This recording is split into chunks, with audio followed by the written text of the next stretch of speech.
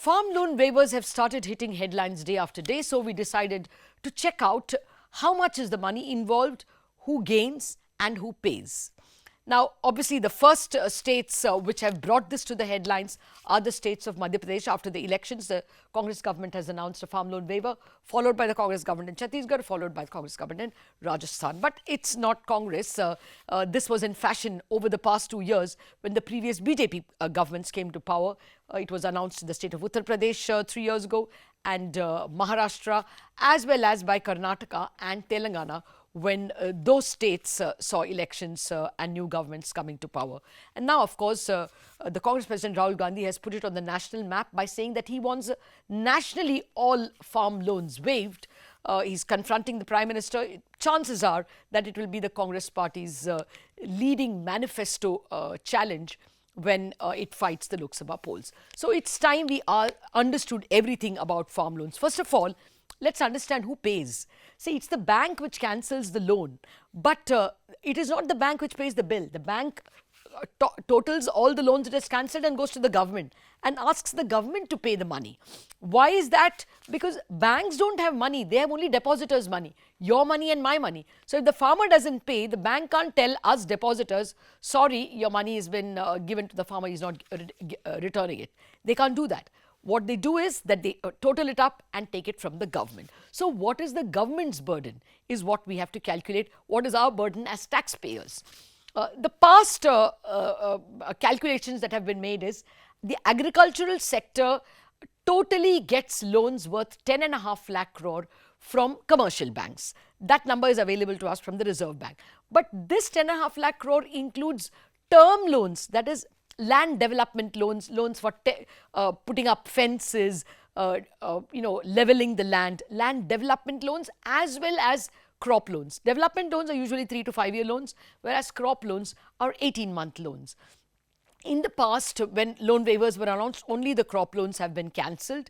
Term loans are usually not cancelled because they're usually taken by richer farmers.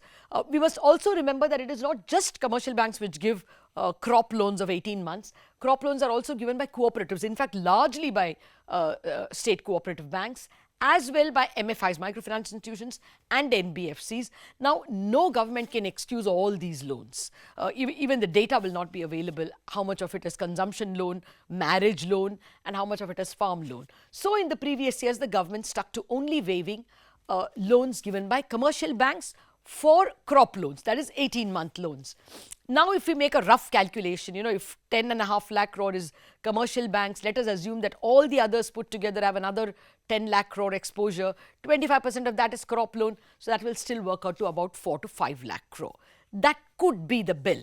Now, let's compare it to how it gets disbursed. In 2008, the government announced for the first time a national farm loan waiver.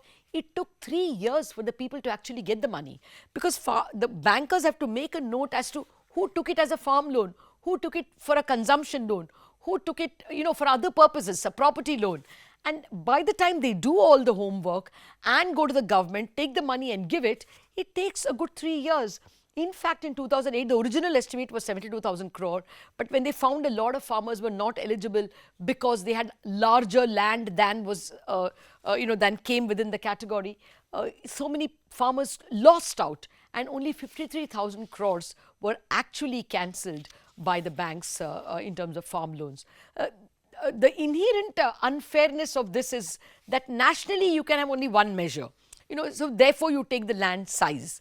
But 1 hectare of fertile land can bring a lot more produce than maybe 5 hectares of barren land. But, you have to have a nationally one measure. You can't say fertile land. Then there are degrees of fertile land. There are degrees of irrigated land. You can't make these distinctions. It will become difficult to disburse. As well, once again, landless labor, sharecroppers, other rural agricultural folk who are not connected to agriculture are also excluded from this benefit. Therefore, a lot of economists are looking at this Telangana's Raitu Bandhu scheme. The Raitu Bandhu scheme does not go into all this. It just gives 4,000 rupees as a basic income to farmers with 1 acre of land. Now, 1 acre would mean, 2.5 acres is a hectare. So, basically the arithmetic is 10,000 rupees per hectare.